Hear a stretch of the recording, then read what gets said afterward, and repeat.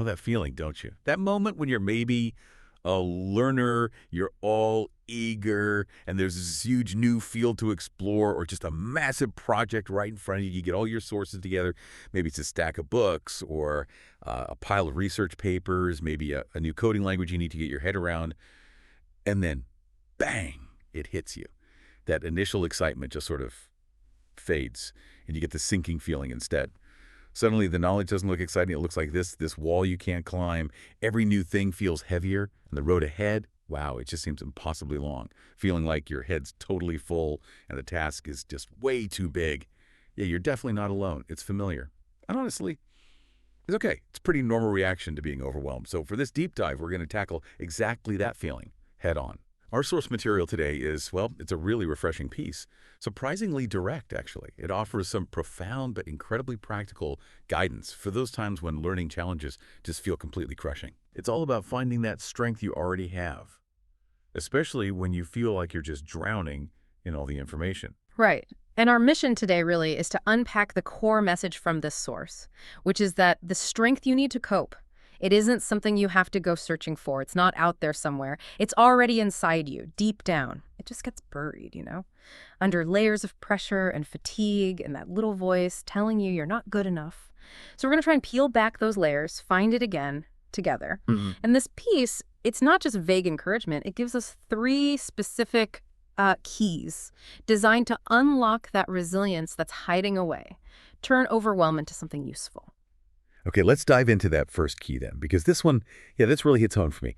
The source says the biggest mistake we often make with a huge task is looking at the finish line, the mountain peak. We picture the whole thing done to the degree, the perfect presentation instead of just, the first step, and staring way up there at the summit. It can totally paralyze you, just freezes you right there. Even when you know logically you should just start small, that feeling, it's powerful. It really is. Yeah. Oh, absolutely. It can be incredibly powerful. And what's really interesting is the why behind it, the psychology, and why this first key from the source actually works so well. See, our brains aren't really set up to give us a big reward just for starting something huge and daunting.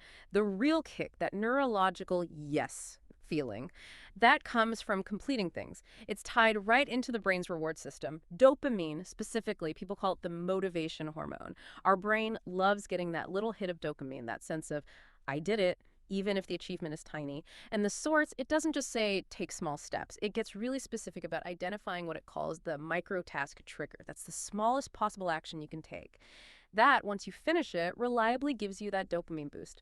So instead of the big thought, I have to finish this whole chapter today, which feels impossible, right? Like lifting a car. The source says reframe it completely. Tell yourself, okay, my only job right now is to read one single paragraph.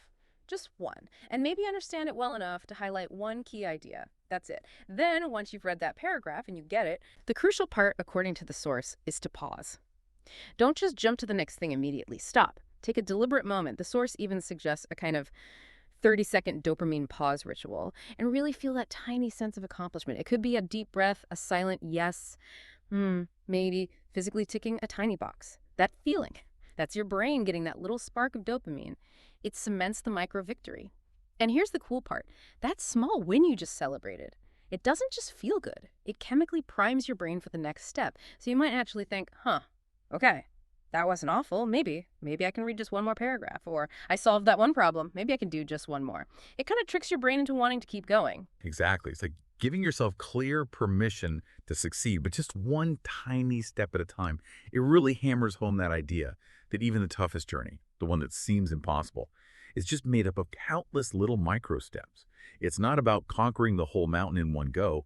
It's about putting one foot forward, celebrating that small win, and then letting that little bit of momentum carry you to the next step, almost effortlessly. It's like finding the first loose brick in that huge wall we talked about earlier. You just need that starting point. Right. Which, okay, that leads nicely into the second key, because often, even if we do manage that first micro step, what messes us up next is that voice inside our own head, right? That inner critic, ugh. So this second key, it's really powerful because it tackles that internal monologue head on. It's a fascinating idea the source presents, that our inner voice, that constant stream of thoughts, it's basically directing our reality. Yeah. We keep telling ourselves a story about failing, about not being smart enough. Then every single difficulty becomes, well, just more proof that our negative story is true. Absolutely. And what's really profound here is that the source doesn't just point this out, it actively tells us we need to rewrite that script.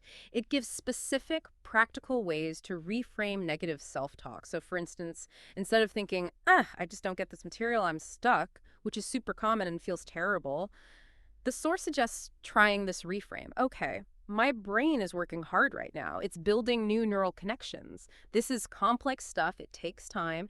And that's actually perfectly okay. I'm learning. See the difference. Or maybe you had a setback. You didn't do well on an assignment. Instead of the automatic, I failed, I'm a failure, which is just crushing. It kills motivation. You reframe it. Okay, I discovered one way that didn't work. That's useful information. I actually learned something valuable from that. Tomorrow, I'll try a different approach, a smarter one, using what I know now. And this isn't just about, thinking positive. The source actually connects this to neuroplasticity, these reframing exercises. They aren't just changing your mood for a second. They are literally helping to build and strengthen new pathways in your brain over time. Yeah. You're training your brain to be more adaptive. Wow. So it's not just a feel-good thing. It's like cognitive training, building mental muscle. I love that. That's such an empowering shift, isn't it? Going from seeing challenges as proof you're not good enough to seeing them as actual chances to grow, to build real lasting strengths. It completely changes the game, turns the struggle into development.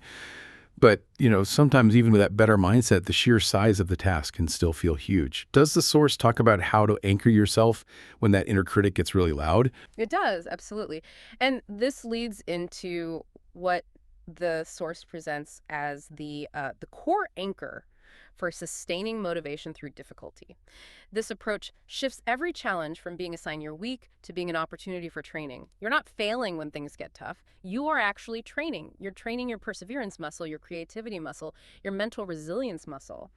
The source describes these not as some vague willpower thing, but as real cognitive patterns you strengthen every time you face a challenge and reframe it.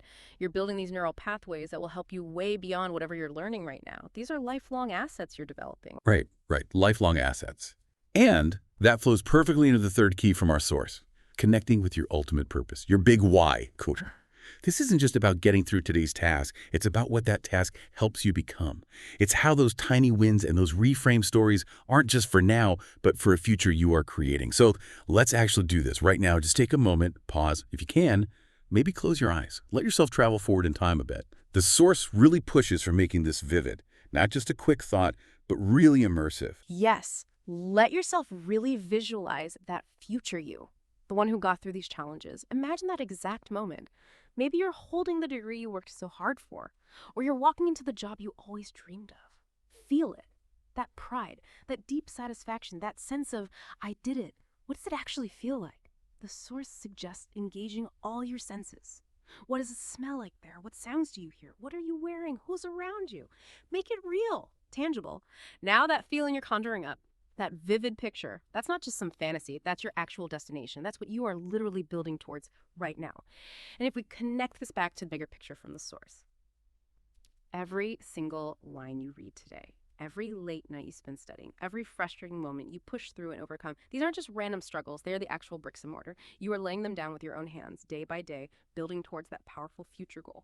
You're not just getting ready for the future, you're actively constructing it, piece by piece. Precisely. You're not just learning or just studying. Our source really makes the point that you are actively, deliberately creating your future self, that ideal you, moment by moment. And that is a total game changer when you hit those rough patches, when the overwhelm tries to sneak back in. It's like the cement holding together those bricks of knowledge and experience. It strengthens your belief. So just to quickly recap the really practical wisdom we got from our source today for handling that feeling of overwhelm. First, find and really celebrate the next small micro victory. Don't stare at the whole mountain. Just focus on the very next doable step. Second, tell yourself a story of growth, not failure. Actively rewrite that inner script to empower yourself, build those better neural pathways. And third, reconnect with your ultimate purpose, your deep why, that future self you are literally building with every single effort you make today. Mm-hmm. And the big takeaway, the overarching message our source really drives home is this. The difficulty you might be feeling right now, it's temporary, it really is. It will pass, but your strength, your inherent resilience, your capability, that's permanent. It's always there inside you, just waiting to be rediscovered and strengthened. You truly do have this. You've absolutely got this. And as we wrap up this deep dive, here's something to maybe mull over.